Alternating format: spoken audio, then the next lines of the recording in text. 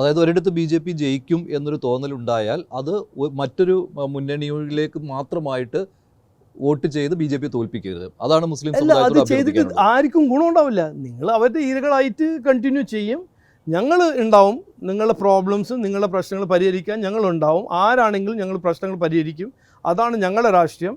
ഞങ്ങളെക്കുറിച്ച് വിഷം കയറ്റി നിങ്ങളുടെ മനസ്സിൽ എന്തെങ്കിലും തെറ്റിദ്ധാരണ ഉണ്ടാക്കി ഇവർ ഓരോരോ നാടകം ചെയ്യുമ്പോൾ അവരുടെ ട്രാപ്പിൽ പെടേണ്ടതാണ് ഞാൻ പറയാൻ ആഗ്രഹിക്കുന്നത്. മറ്റൊരു കാര്യം കൊണ്ട് ഇപ്പോൾ മഞ്ചേശ്വരത്ത് ബി ജെ പിക്ക് അതൊരു അനുഗ്രഹമാണെന്ന് തോന്നുന്നു. SDP അവിടെ ഒരു സ്ഥാനാർത്ഥിയെ നിർത്തിയിരിക്കുകയാണ്. അപ്പോൾ ബി ജെ പി പറഞ്ഞു വരുന്ന കാര്യങ്ങൾ അവിടെ നള്ളിഫൈ ചെയ്തു പോവുകയാണ്. കാരണം അത് ദോഷം ചെയ്തത് ഒന്നുകിൽ UDF അല്ലെങ്കിൽ ഞാൻ ഇതിൽ വിശ്വസിക്കുന്ന ആളല്ല. ഈ ഓവർ സ്മാർട്ട് തന്ത്രങ്ങളല്ലോ, ഇവിടെ നിർത്തി അവിടെ നിർത്തിയില്ല, ഞങ്ങളൊരു പ്രചരണം നടത്തുന്നത് പൊളിറ്റിക്സിൽ ഗെയിം കൂടിയാണ്. അല്ല, ഗെയിം ഞാൻ ഏറെ ബഹുമാനത്തോട് പറയുകയാണെ, ഈ ഗെയിമിൻ്റെ കാലങ്ങളെല്ലാം കഴിഞ്ഞു.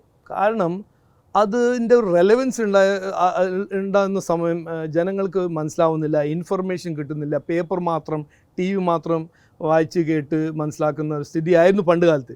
ഇന്ന് എല്ലാവർക്കും യൂട്യൂബ് ഉണ്ട്, സോഷ്യൽ മീഡിയ ഉണ്ട്, സത്യം കണ്ടുപിടിക്കാൻ 10,000 മാർഗങ്ങളുണ്ട്. അപ്പോൾ അവരെല്ലാവരും കൃത്യമായി മനസ്സിലാക്കുന്നുണ്ട്. ഈ ഗെയിമും ഒരു കോൺസ്റ്റിറ്റ്യുവൻസിയിൽ 3 പേര് ഒരേ പേര് ഇട്ടിട്ട് 3 സ്ഥാനാർത്ഥിനെ നിർത്തുക, അതെല്ലാം പണ്ട് കാലത്തെ ഒരു തന്ത്രങ്ങളായിരുന്നു. ഇന്ന് അത് നടക്കില്ല എന്നാണ് എൻ്റെ അഭിപ്രായം. ഇന്നെല്ലാം വോട്ടേഴ്സ്, എസ്പെഷ്യലി മലയാളി വോട്ടേഴ്സ്, കേരളത്തിലെ വോട്ടേഴ്സ് എൻലൈറ്റൻഡ് ആണ്. അവർക്കറിയാം അവരാവശ്യം എന്താണ്. മാറ്റം, വികസനം, ഒരു പുതിയ ഒരു വികസിത രാഷ്ട്രീയം, വികസനത്തിൻ്റെ രാഷ്ട്രീയം.